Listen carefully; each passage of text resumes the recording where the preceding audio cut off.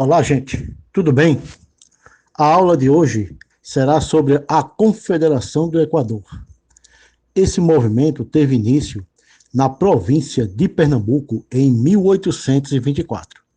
Neste período, o Brasil era governado por Dom Pedro I, e o governo de Dom Pedro I sofria muitas contestações, pois era um governo que acabou centralizando o poder.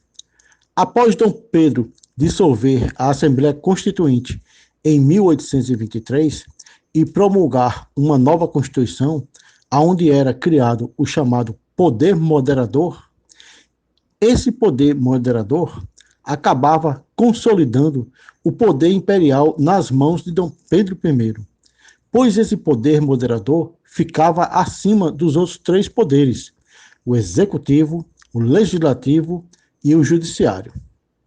Essa centralização de poder nas mãos de Dom Pedro I era muito contestado, inclusive por um jornal pernambucano. O nome do jornal, gente, era o Tifes Pernambucano, que era liderado pelo Frei Caneca. E neste período tinha duas facções políticas aqui na província de Pernambuco, que eram os monarquistas e os liberais. Os monarquistas tinham à frente Francisco Paes Barreto, que era o governador da província. Já os liberais tinham como a liderança Manuel Carvalho Paz de Andrade. E sob a pressão dos liberais, Francisco Paes Barreto, ele acaba renunciando o poder da província de Pernambuco, que é assumido por Manuel Carvalho. Logicamente que Dom Pedro ele não aceitaria essa destituição do seu governador e acaba enviando os navios Piranga e Niterói, sob o comando do inglês John Taylor, para reconduzir Francisco Paes Barreto ao governo. E ainda manda uma outra opção, que era José Carlos Maenrique da Silva Ferrão, um mineiro que era ligado aos liberais, para assumir o governo da província pernambucana. Contudo, os pernambucanos, eles não aceitavam nenhuma dessas opções e querem que Manuel Carvalho continue à frente do governo. Neste período, o Brasil ainda lutava contra Portugal pela sua independência. E a notícia de um possível ataque português contra o Brasil faz com que John Taylor acabe abandonando o Recife. E logo após John Taylor sair de Recife, então é proclamada a Confederação do Equador, que é um movimento separatista que deseja separar a região Nordeste do Brasil. Esta confederação acabou não tendo sucesso nos outros estados da região. Apenas Pernambuco, onde surgiu o movimento, o Ceará, que foi um dos outros focos, onde ocorreu uma certa resistência contra a centralização do poder de Dom Pedro I. E algumas vilas da Paraíba aceitaram fazer parte da Confederação do Equador. E essa Confederação do Equador, ela tinha como principais características a formação de uma república de caráter liberal.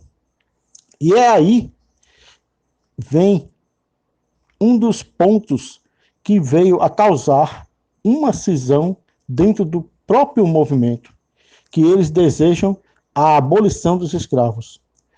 E neste período, Pernambuco tinha como principal economia a plantação de algodão e cana-de-açúcar. E a principal mão de obra desses dois tipos de plantio era exatamente a mão de obra escrava. E os senhores do latifúndio, os senhores do engenho, não desejavam perder essa mão de obra. Então se criou uma dissidência dentro da Confederação do Equador. Logicamente que Dom Pedro I e IV ainda havia essa negociação, ele preparou a reação.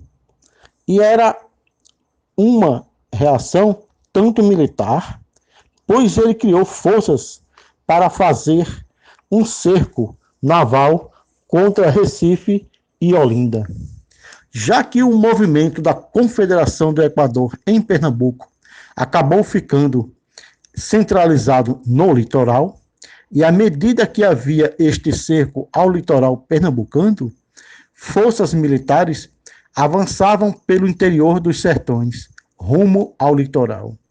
E Dom Pedro I também aproveitou essas dissidências que foram surgindo dentro da Confederação do Equador, para ter apoio para debelar esse movimento. E sem ter um apoio interno dentro do próprio movimento da Confederação do Equador, sofrendo uma pressão muito grande externa do imperador Dom Pedro I e suas forças, o movimento acaba sendo debelado, pois Recife e Olinda, que eram os principais focos desse movimento, acabam sendo dominados. O Ceará, poucos meses depois, acaba sendo dominado. E esse movimento da Confederação do Equador sendo, por fim, extinto. Mas as punições impostas por Dom Pedro I acabam sendo punições exemplares, pois os líderes que acabaram sendo capturados, e aí nós salientamos que Manuel Carvalho Paz de Andrade, ele acaba fugindo do Brasil, e ele era um dos líderes, mas na hora do vamos ver, na hora do lutar, ele acaba fugindo do Brasil e buscar apoio na Inglaterra. E os outros líderes capturados são condenados à morte.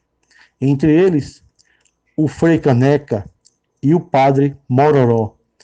Esses dois acabam sendo executados como uma forma de dar exemplo, para que nenhuma outra província venha a se levantar contra Dom Pedro I. Pernambuco ainda sofre por uma outra imposição, que é a divisão do seu território, já que havia a chamada Comarca do São Francisco, que era uma parte do território pernambucano que abrangia o Rio São Francisco e entrava para o interior da Bahia. E esta parte é literalmente cortada do estado de Pernambuco e passa a fazer parte da província baiana. Pernambuco é o único exemplo de um estado que acaba perdendo parte territorial por motivo de rebeldia contra o governo central. Gente, se vocês gostaram do vídeo, deixem um like, se inscrevam no canal e não esqueçam de apertar o sininho.